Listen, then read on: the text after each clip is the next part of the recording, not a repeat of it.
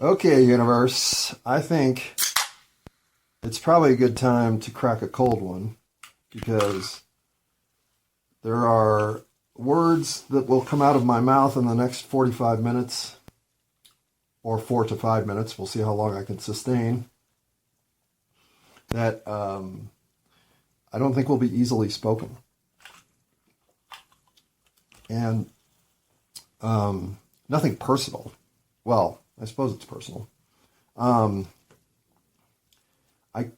I don't ever like speaking to current events because I feel like the human condition, the lives we're leading, the real conundrums that our existence presents, the deepest of philosophical considerations, well, they're timeless.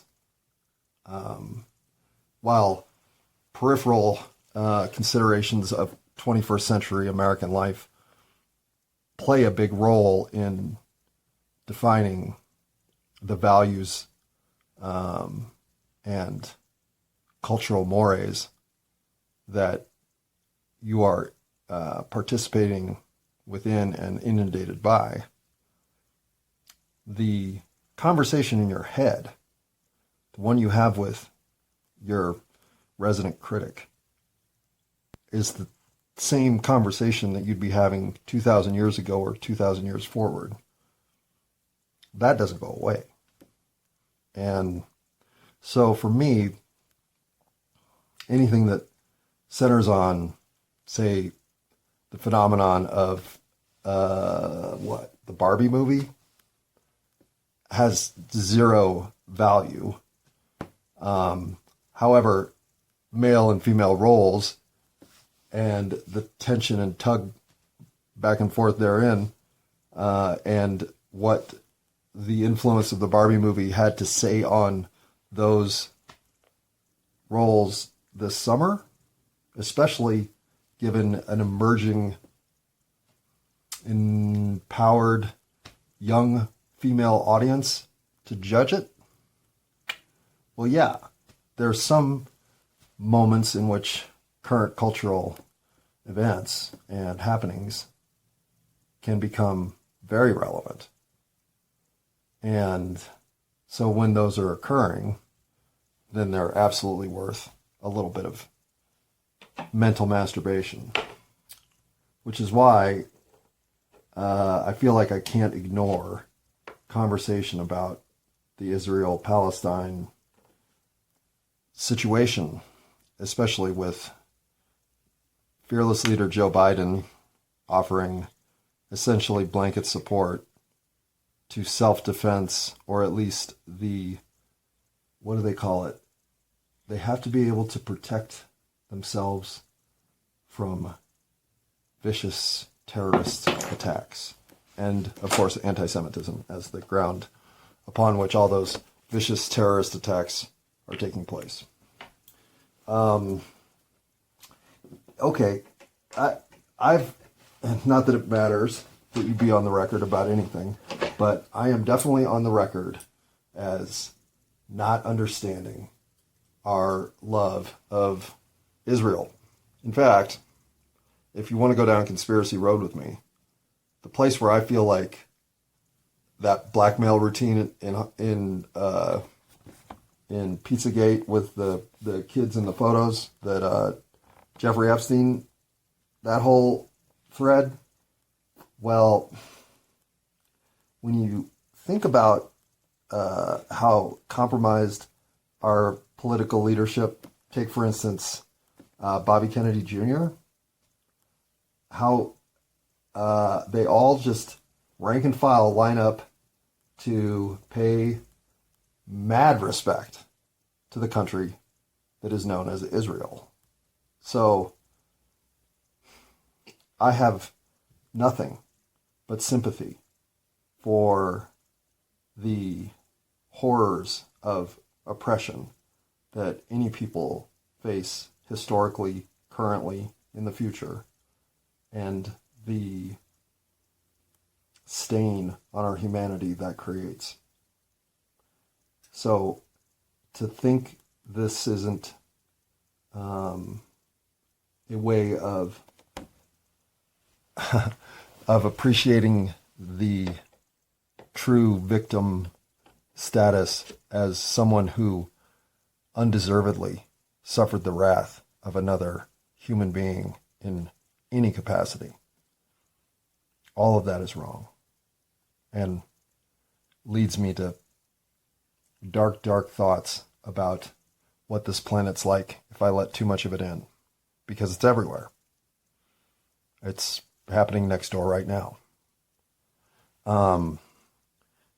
So there are ways that my porcupine quills start reacting to even the scene of the explosion that's captured on that cell phone of the hospital. And I hate how I'll be watching like just something to see if I can get informational updates on what's actually occurring, and they'll cut to a video, and today coming out of, or and all of a sudden it's that level of violence, or even worse. And call me tender. That's something I would agree to. But those images are hard. I can't get rid of them when I've seen them. And I do feel the wreckage, the inordinate amount of suffering. It's, I guess, something I'll never be able to desensitize myself to. And I've tried. I even, at one point in college, went and found various source materials of the, well, I was doing a report on genocide. Uplifting topic that is. A report. I don't know if it was a report. It might have been something completely different. But whatever I was doing, I was researching genocide. And came across a pictorial journalist. It might have even been like a Life magazine type thing about genocide on the African continent. Actually, I know it wasn't a Life magazine thing because it wasn't an American press publication. It came from Africa. And again, the standards of what's journalism in our country, and thus something to show. The quintessential example for me is that Vietnamese film clip of that 7 or 8 year old boy running naked down the road. Is that journalism? Is that pedophilia? Is it, you know what I'm saying? Like these are the issues that AI has so much trouble with. They don't know how to really ferret out the one or two samples of millions of counter examples that are true journalism in a situation like that versus some manipulation or just horror show of pedophilia. Because that level of sensitivity in America is very high when it comes to scenes of true violence. Well, I was thumbing through this book, and it just the imagery is so powerful. I can even picture some of the cloud of emotion to this day. And I just started. I mean, when I'm trying to not cry because it's inconvenient specifically, it's like I can feel that I'm. It's it's like that point in sex where it's like, if we go any further, we're going to have to actually finish this. When I can feel that my tear ducts have, I guess, filled or something, like it's inevitable, I can't help but create a tear at this point. There's about a 5-second delay before it actually falls off my face. And I remember looking at this photo, and it was a picture of a woman, and she was just turning around looking back at something, and you could see she was holding her dead child. And the look on her face was just like, what do I have left? I mean, it was like you could feel, and I've had the cushiest life. I've been through no real pain. But my empathy meter in those situations goes so redline. It still vividly affects me now. And so I'm sitting in the library, and honestly, this is how I met Beth. God, I didn't realize that. And the young woman who was in the desk, or at the desk behind me, turned around and gave me a Kleenex. And she turned out to live in my dorm. I had seen her maybe once or twice, but wouldn't have been able to even tell you that I recognized her. And it was such a nice thing to do. And and we ended up dating for 4 months until she went crazy and had to leave college. But when I was doing this genocide thing, I kept seeking out more and more of the visual material instead of just the written word, because I think as you understand humans. Oh my God, I think my cat just peed on the bed. Pause. Well, talk about something I didn't expect to be recording. Now I got to find the cat. Yeah, I think she knows I'm mad at her. All right, universe. All that ambient noise from the goddamn washing machine, at least that's over with. Nothing worse than having to talk over something like a washing machine just to try to communicate with you. But, did you need your dad? Okay, well I do. So let's get that taken care of. Maybe I'll forget about my cat.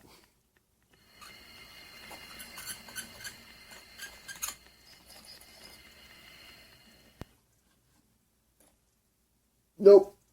I still remember her. I remember her peeing on my favorite fall golf shirt. And then looking at me as if, yeah, I did just do that. What are you going to do about it? Oh boy. Of course, I'm not going to kill my cat. I'm not that kind of person. But how do you live with a cat that just randomly pees all over the fucking place? I've only ever known of this situation with somebody else who had to deal with it. But, alright, why am I talking about that? I don't want to talk about African genocide, but my point in all of that losted tangential distraction is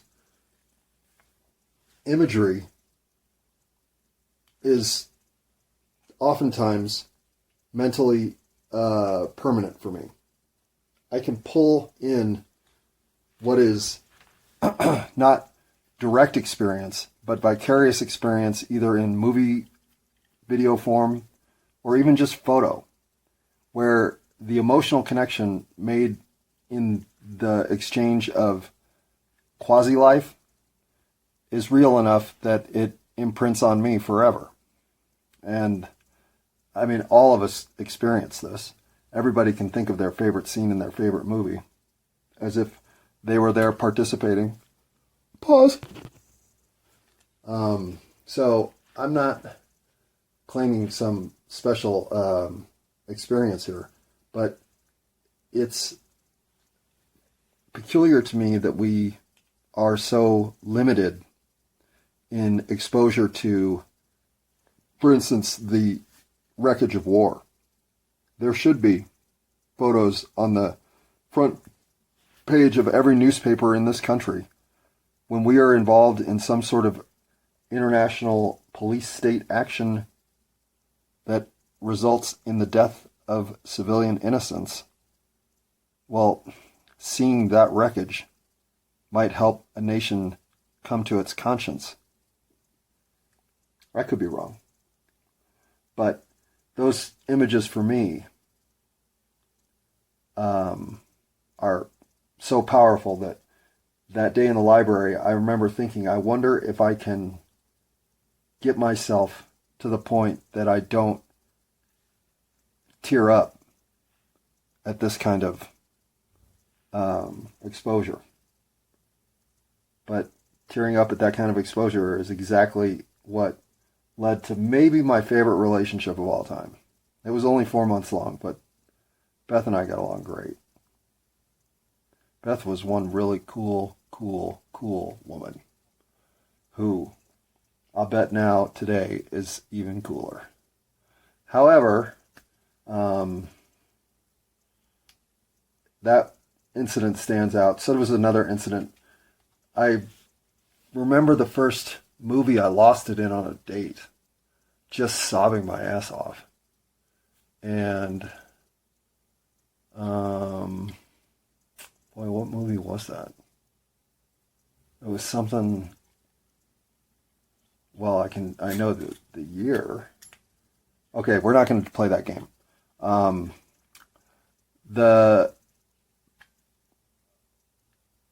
Oh, shit, I'm playing that game in my head. Sorry.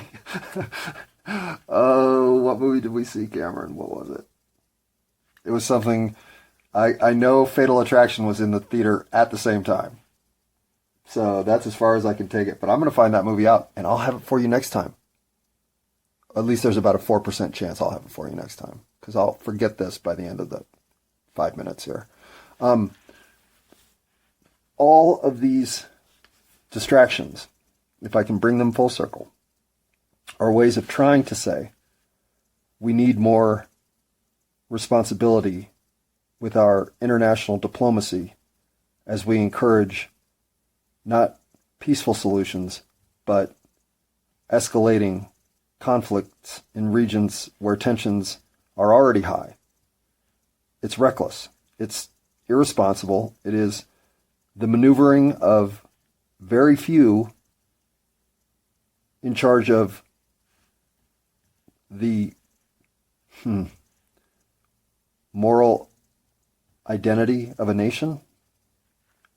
Nothing that Joe Biden has said in the last 24 hours do I agree with. Not a single word.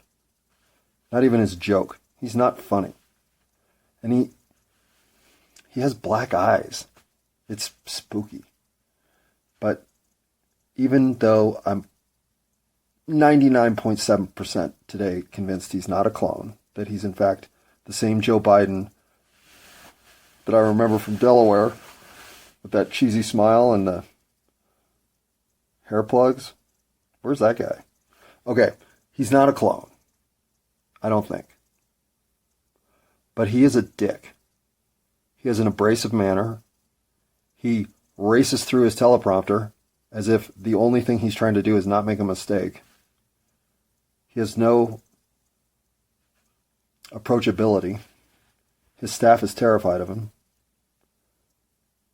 And he's one of hundreds, if not thousands, in our political system that have been eaten alive by what looked like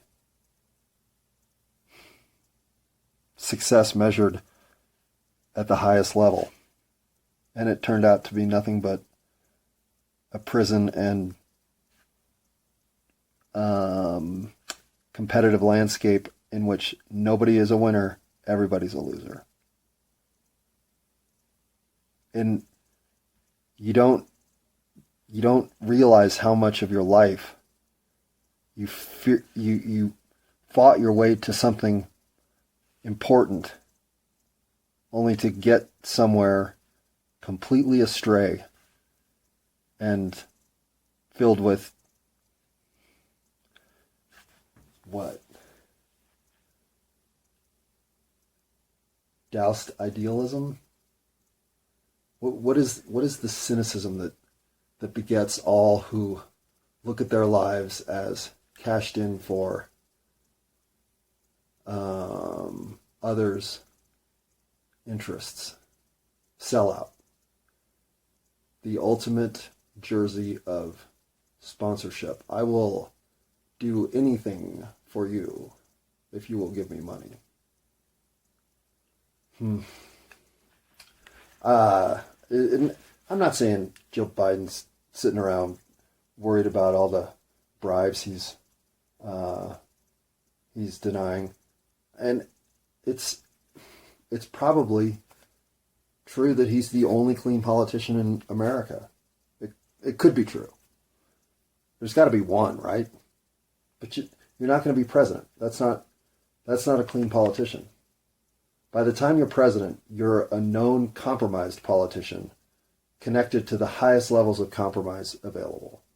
So the ones who are juniors in the game look at you with some envy because they understand that you played the game to get to that point. And that isn't easy to do. You have to give away more than just your soul. You have to give away your identity. You have to give away your integrity. You have to give away your sense of honor and truth. You have to basically give away everything good about you.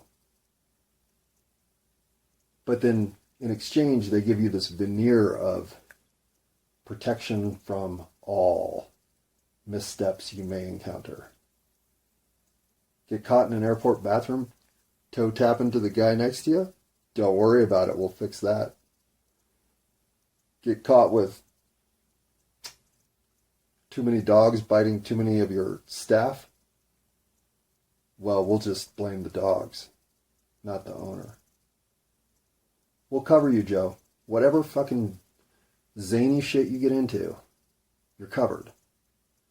And in exchange, you give us everything good about your honor, integrity, and purpose for the people. Because instead, we're going to use that to rush through a whole bunch of medical shit that doesn't need to happen. Oh man. Okay, so that last dab was Reno and back.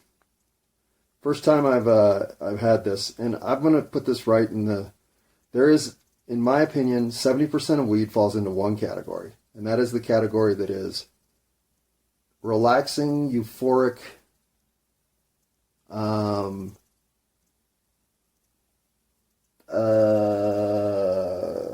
inquisitiveness? That's probably not the right word. Relaxing for sure. Euphoric, because no matter what mood you're in, you'll be in a better mood. You'll just have an uptick of giddiness, or if not giddiness, then sort of warmth from inside, just a feeling of overall body happiness. It's one or the other that usually appears, and then I'm trying to think of how to quantify the mental. But that's what most weed does. Now, I don't mind this. This is a good high. This is the kind of high that I would definitely want to play some video games, take a walk, play golf, do any low-key sport, including, do I include skiing in that? I guess I do, because I always ski high. But I don't think skiing high is smart. So I think there are limits to what you should do high. Too many people die skiing these days for me to think skiing in any form of inebriation is smart. But I'm probably done skiing. I might go one or two more times just for the fuck of it, but my skiing days are over. And I did ski my ass off in my youth. Literally, I have no ass now. But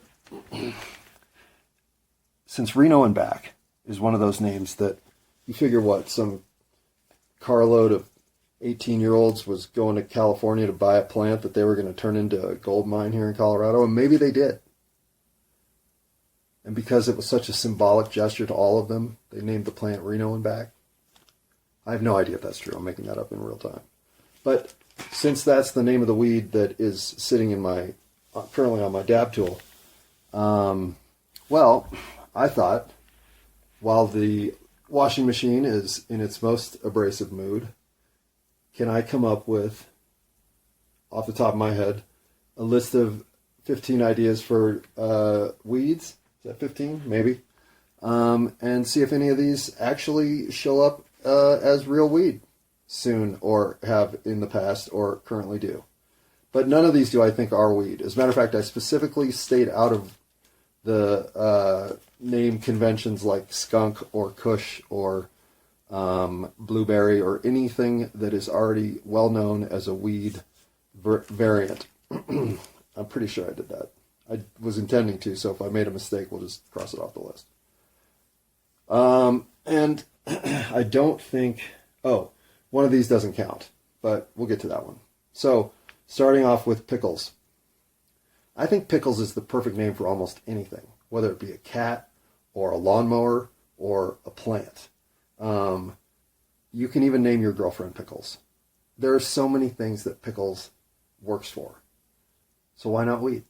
And the naming combinations that could come with pickles, sour pickles, pickles kush, pickles runts pickles. I mean, I'm just stopping now.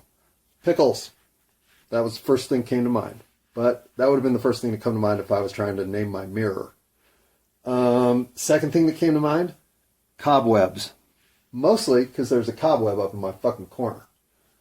And it's been bothering me. But I also am surprised that I haven't seen weed named cobweb of any kind. I can't think of a single variant that has cobweb in it. Or maybe I'm crazy and I'll see 16 of them and go, oh yeah, fuck yeah. So that was number 2. Number 3, foggy noggin. Why not?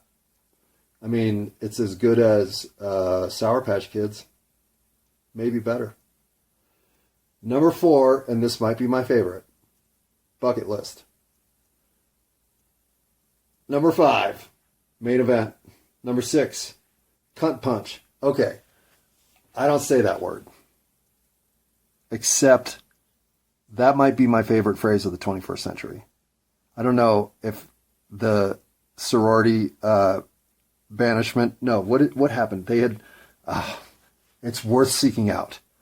This head of a sorority or some position of some authority in a Greek house at a university, female Greek house, is irate at the treatment the house has given a fraternity at an event, I think a sporting event like a football game, and lays into them, including the phrase cunt punch, which I had never read or heard ever until that day.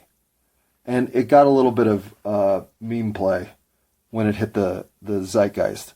So it's not like it's not known now. But it is, it delivers in that letter. That letter is, in my opinion, one of the 5 funniest things I've ever read. Just because it is so purposefully perfect. You would be a hell of a character writer if you could have written that without being her. It's an amazing flow of stream of consciousness. And where else does a phrase like cunt punch come from? Now, I've said that word 3 times, maybe even 4. I've written it once, so that even counts. Well, I guess that doesn't count.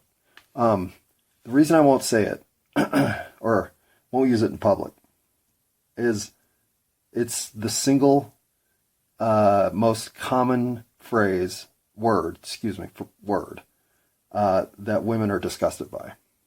And this isn't to appeal to women.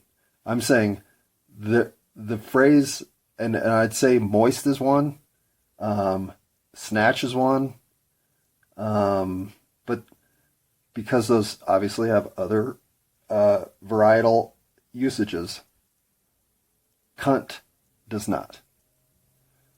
And while I have one time used it as a vicious attack against somebody verbally, it was, even then, too much.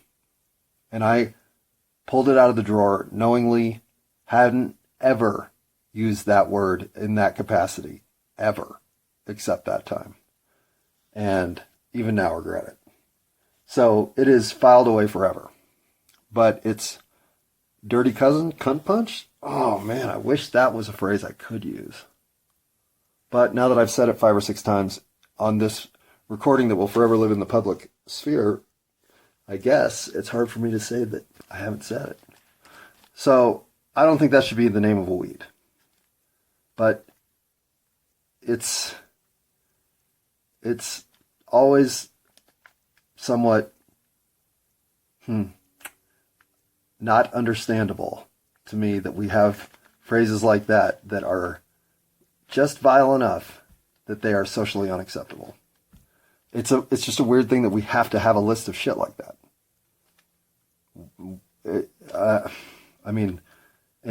It's sort of the human condition forces you to understand that your nature has to be reined in. It just or we're just conditioned to see ourselves that way. We can have access to some of the deviant shit that life offers, but we can't bathe in it, or we become it.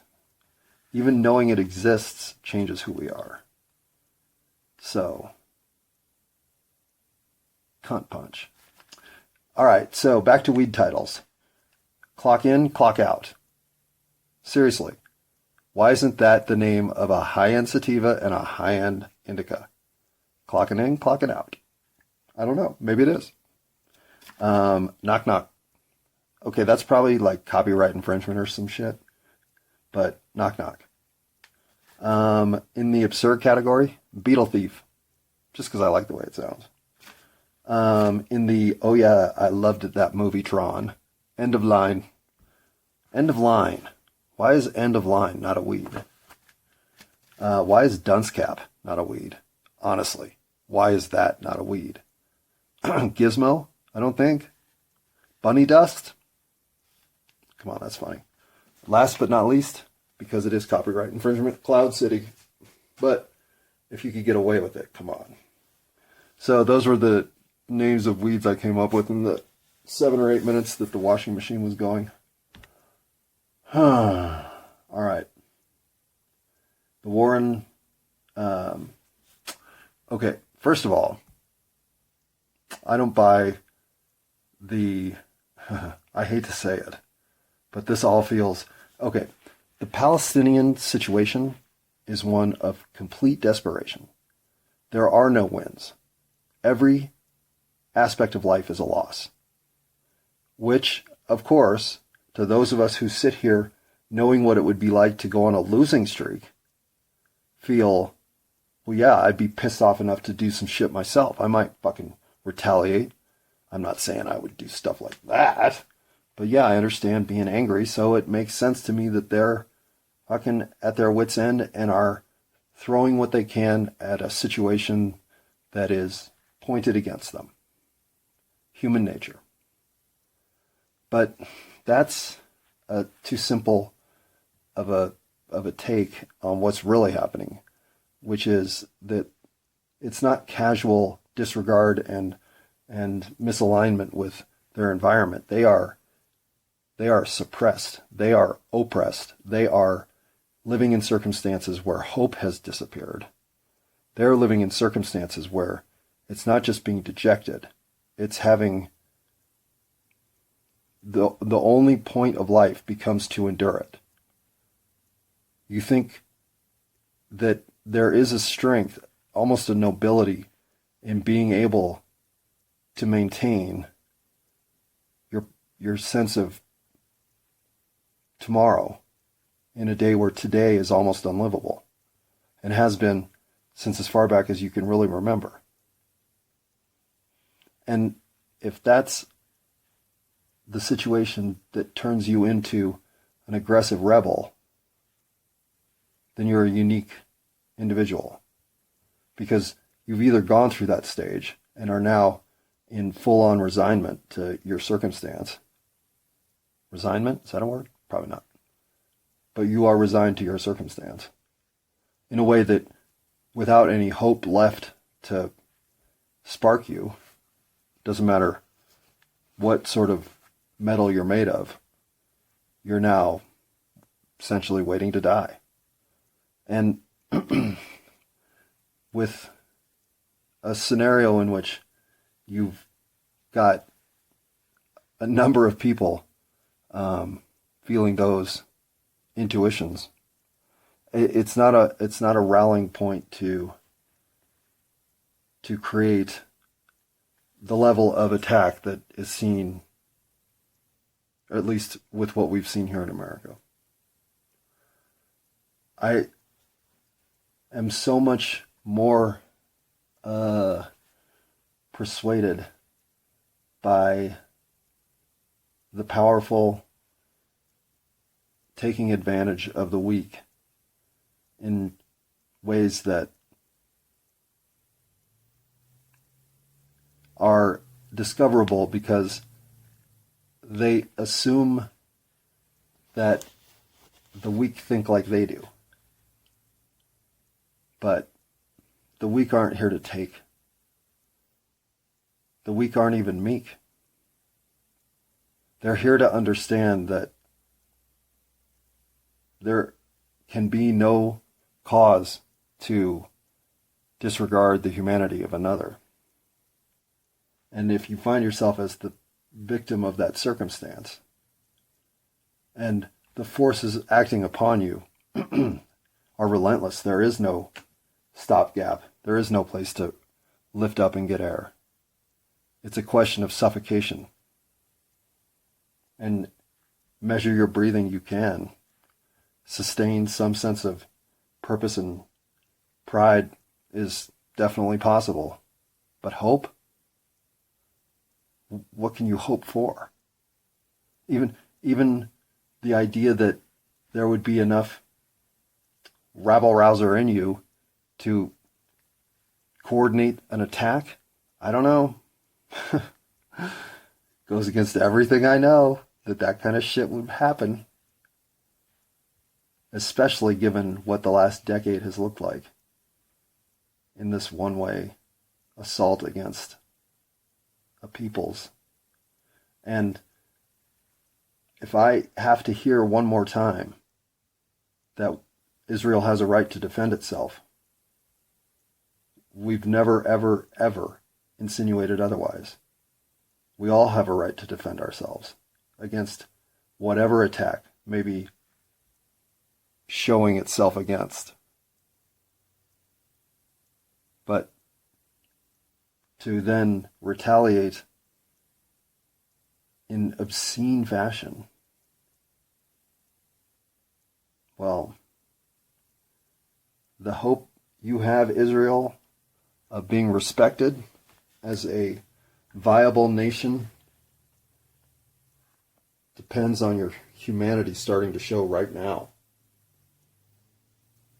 If you think you're being viewed as strong, as committed to your convictions, as purposeful, no, you're being seen as abusive, of relentless tyranny in the face of overwhelming odds. It is so unfair what the Palestinians are putting up with right now. The rest of the world is ready for you to see it too. Exterminate these people, and, well, these are all the things that I fear as an American. What am I supposed to do? How am I supposed to indicate that everything that's happening over there is wrong, and that we have supported that wrong all the way through?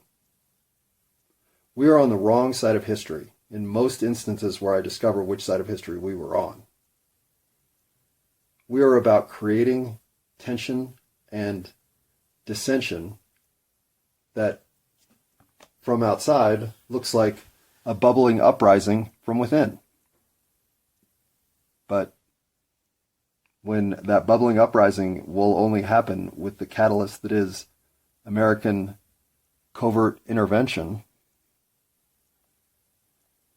well,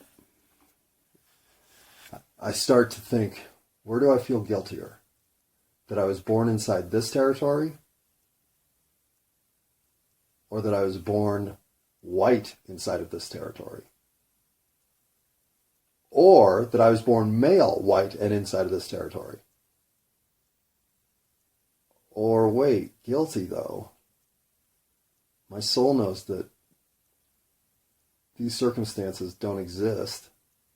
They are just a template upon which we're being played in this meat suit I carry around. So the guilt that I've allowed myself to feel, which I have, I still feel white guilt. But for no reason that is direct. It's all for implied, overt hate and the residue of uncivilized lives spent before mine. And yet, here I sit in a country filled with uncivilized lives being spent right now. It's embarrassingly handicapping when there's no avenue in which to become a voice of something better. I thought this country, when I was in my teenage years, I thought this country was going to lead the world into the prosperous land of Hakuna Matata. But turns out Disney was writing a different story. Or we are. Or I am. But I'm not giving up. I'm not quitting. I still believe that humanity's spark is just literally one tinderbox away from igniting and flipping the whole script. We're close. But I have a feeling that transition in its final stage will be abrupt and painful.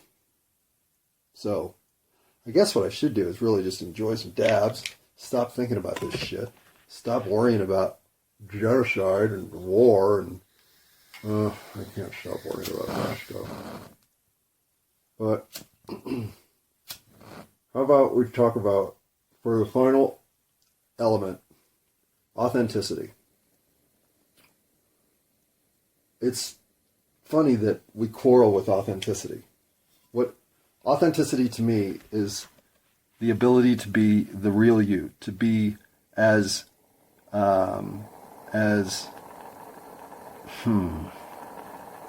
representative of the actions you're taking as you find necessary in the moment. And that by doing so, embracing that sense of almost zoning into your activity to the point you're not even thinking, you're just doing, that's as authentic as you can get. So if authenticity has to do with being true to the activity, and that the activity and you are in true sync together, well, then you're just taking your mental distracted thoughts out of the equation. Because those are the things that lead to us being inauthentic. The distractions, the veering off the trail, the discovering something else, and thus incorporating something less than the true vision of the original item or idea. You can't combine the Muppets with the Star Wars universe and expect to come up with something that's not, that's authentic. It can't be.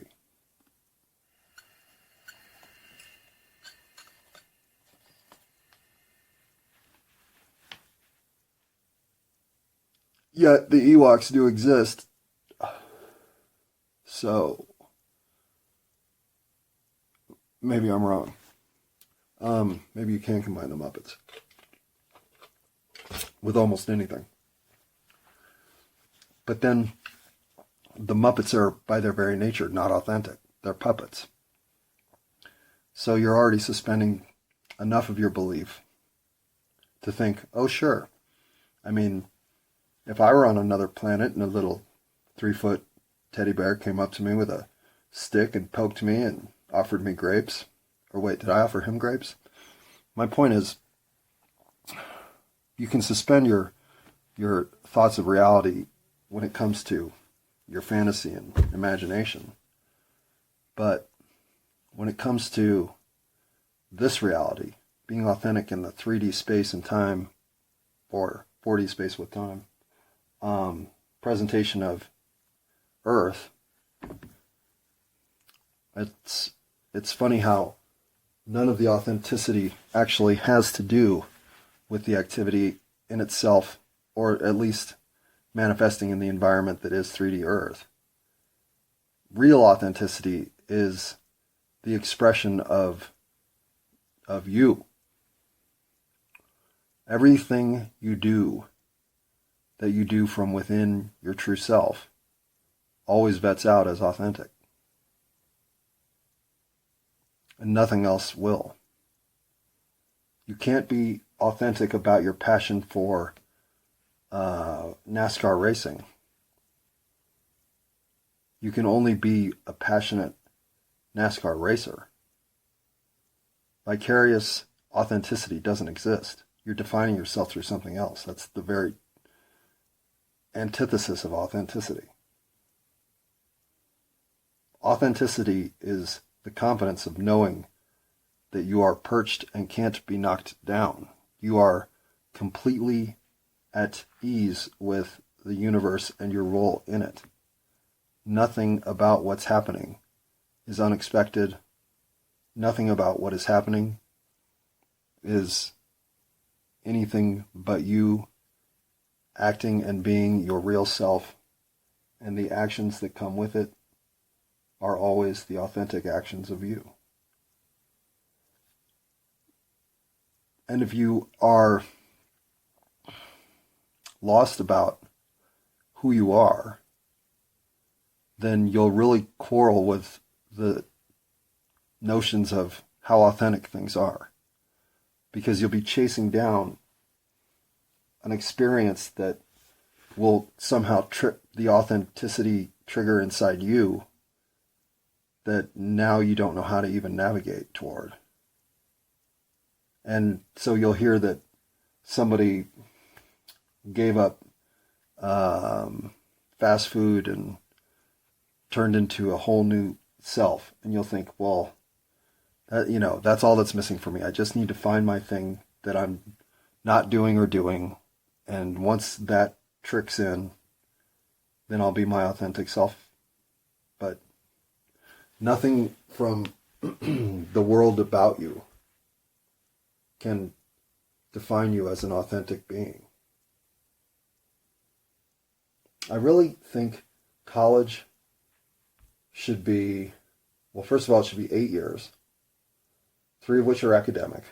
Those would be the middle 3, so the 5 on the outside. So you would start your college career by going and getting a fucking job for a year.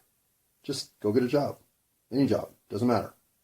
You can work at Burger King, or you can be the CEO of Burger King. Whatever job you find, you do it for a year. And then it's from that experience that you apply to college with sort of the help of your professional year's experience and the people you're working with. Those who did and didn't go to college, you're going to decide on where it is you want to go. And since it's only 3 years and not 4, when you arrive, you'll declare a major. You'll have 1 year to decide it's wrong, when you can do a 2-year academic study to get through a major of another kind. But you're going to show up with some idea what the fuck you want to do. And by do, it's whatever you want to do. If you want to repair guitars, then come with some idea of what to do and some tools. It's your life. You don't have to be a stockbroker. You don't have to sell insurance. You don't have to work at Best Buy. But that first year, you're just going to work wherever they'll hire you. Then you go off to college to study for a year. In the last 2 months, 3 months, whatever it is that's necessary, you and the academic institution are finding your next year's internship/employment to cooperate with your major. So you spend the next year working again and, frankly, earning money. At which point, your employer and you decide, is this a good fit? And if it is, slot you into an advanced program for years 2 and the year after to come back and work there. So if it's not a good fit, now's a good time to decide, well, is it the major or is it the environment? Because if, in fact, I'm not enjoying myself as a geology major, maybe now's the time to switch over to English. Because I only have 2 more years, and I can still do my 2 years as an English major and get through. Plus, I'll have this minor in geology, or however the 3-year thing works out. But your first year of academics plus work is designed to give you an initial splash of either fit or not fit. And a lot of people won't fit. That will be just as fine as fitting. It's better to go find out a lot of things that make you abrasive so that you can go 160 degrees, 130 degrees, 14 degrees, the other direction to find a better fit. Failing is not, especially when you're young, is nothing but good information. And if you fail at something you care about, you'll always have a chance to go do it again and be better at it.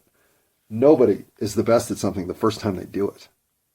Everybody started as lousy. So failing is fine. It's expected. Expect to fail more than you succeed. It's just the way life works. But failure is a terrible term. You are always on a quest to achieve something. You can't always take forward steps. And back steps, side steps, getting punched in the gut and falling backward down a crevasse is going to happen. Managing those instances as both the most authentic self you can be, as well as the most paying attention, learning lessons, understanding what got me here, what could get me here again, and how I'm going to move forward away from these scenarios in my future, should that lesson play out and be necessary. The earlier you can be listening to those things, the quicker your life turns into one of simple fulfillment. There's a lot of chaos in all decades of life, but your 20s are the big one. So be ready for it. You don't go into the ring with the idea you won't get punched. You're here to experience getting knocked down, because getting back up is the feeling you have to remember. So don't ever be disappointed in having tried something and having felt like you could have done better. Go do better. And then do better and better and better. Pretty soon you'll be the best in the world. Well, pretty soon. That's a little bit of an optimistic outlook, but hey man, be optimistic. I've never picked up an oboe. I might be the best oboe player in the world, and I just haven't figured that out yet. But now I think with the oboe on the bucket list, way below marijuana bucket list, that's an easy one. That's like pickles. I had a point. Let's see if I can get back to figuring out what it was. Probably not. Damn it. Oh, with authenticity. If you're faking it, why? I faked it for a while, meaning most of my life. In some way, shape, or form, I'm sure I'm faking it now. But I don't ever feel like I have to be somebody other than myself now. And I did for all my life, up until about a decade ago. I don't know what happens at 45. But all of a sudden you quit giving a shit about all the stuff that you've given a shit about your whole life. Or at least I did. And I was bottoming out at the end of my 30s, into my 40s. Like, this was not a timing issue. This was not a falling back to tranquility issue. This was if I die this year or 15 years from now or 50 years from now, it won't matter. My life will be the dull end of the stick from here forward. I was done with all of it. I was willing to just become a drone and still believe I might be an NPC because of how mentally unfit I was. As if the only thing that could get me through the day was the idea that I couldn't kill myself. So I might as well fucking get up. I just hated life. Hated all of it. And still thought I was a pretty good guy. Like, I just thought the world was fucked up. And I had gone from the gamut of, oh, I'm fucked up, to, oh, it's all fucked up, to, oh, the world's fucked up, to now, it is what it is. And that's maybe my least favorite cliche. Because there is no time at which you're saying that without actually having an underpinning of commentary. So say the commentary. And the commentary for me is simple. I've always been exactly who I needed to be. And when I've let the world influence that, it's always been negative. Either I've gotten too big ahead of myself, when I've gotten praise I have rarely earned, or I've gotten too down on myself when I've gotten criticism that I don't deserve. And I've trained myself to use both mechanisms to help offset the chaos that can hit a day as at any point could happen right now. Cat could pee on the bed. But if you aren't okay with yourself as both success and failure, then there will be times that you will want to mask and avoid and become something other than who you are. Failing is fine. Success is bullshit. All of it is designed to help you feel better about yourself. If that's not happening, then there's work to do. But if you're feeling better about yourself today than you did yesterday, and if you can see that you're a better person now than you were 5 years ago, whatever you're doing is right. And is exactly what you need to be doing. Unless the cat's being on your bed. Then, I mean, get up and clean that up, right? Oh, did I say right? Why do I say right so much? Who did I pick that up from? What conversational parroting am I doing? That is not my phrase. Yet, for the last 3 years or 4, I'll bet it's Lily. Well, has Lily made it into... she's probably made it into this season more than any other season. And oddly enough, when she's not around, she's around. So, yeah, how authentic was that ending? Not. Oh, the detours of life. Isn't owning pets wonderful? Well, my laundry machine would think so. Pause. Alright, well... it's a little noisy. Pause. It hasn't gotten any quieter, but I have to at least address that the cat, when she peed 4 times last week or 3 days ago, whatever it was, one of those was in my laundry. And I thought I had cleaned, I threw everything in that laundry pile away except one of my favorite shirts was in there. And it's not even a shirt, it's a pullover. I thought I cleaned that with pet urine neutralizer enzyme shit. But that's what she peed on. So I'm guessing that's not very clean. Even though that's what's in the washing machine right now, I think I have to give up on easily my favorite chilly day golf shirt. God damn it. And now that she's locked in the second bedroom with nothing but a litter box and a blanket, well, is this how I want my cat to live for the rest of her life? I don't know what to do here. This is a tough situation. I'm all for live and let live, but when she starts peeing in your laundry, I don't know, man. That's when cats are not fun. And you know when podcasts are not fun? Well, this isn't a podcast. Well, when the ambient noise is so fucking irritating, you can't hear the speaker. So, yeah. That would qualify this as something other than a podcast, but fucking annoying. Ha! And you know what we do when we're annoyed. Oh, yeah.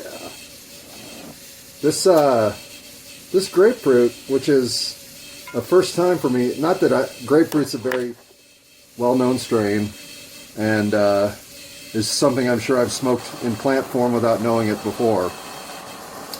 But you don't run into this concentrate very often, and especially in live resin form. So I gotta say, as a nice hybrid sativa leaning experience, this one's good. It won't make you fidgety, it'll just make you motivated, and it's got a nice burst of creativity. The creativity only lasts maybe 15 minutes, but it does take hold. There's no question you'll get connections going before you lose the experience.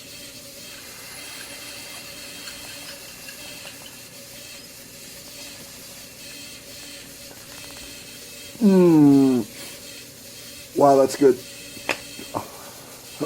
All right, already feeling better. Well, there's about 15 minutes left in that laundry cycle, so let's see if I can think of something better than genocide books from Africa. Okay, first stoner thought. Do we know the actual first use of the phrase 24/7? Anybody got a claim on that one? And the reason I ask is because I frankly hate the phrase. I've just never liked it. Maybe it's the truncated nature of no needing words. Uh-oh, this is going to get noisy. Pause. Well, okay, pause. Unpause, pause. Hey, a pause in the action. Uh-oh. I mean, if you're going to have a conversation during the loudest part of the cycle, you almost have to elevate your voice just to be heard. Pause. I guess technically this is probably the loudest part.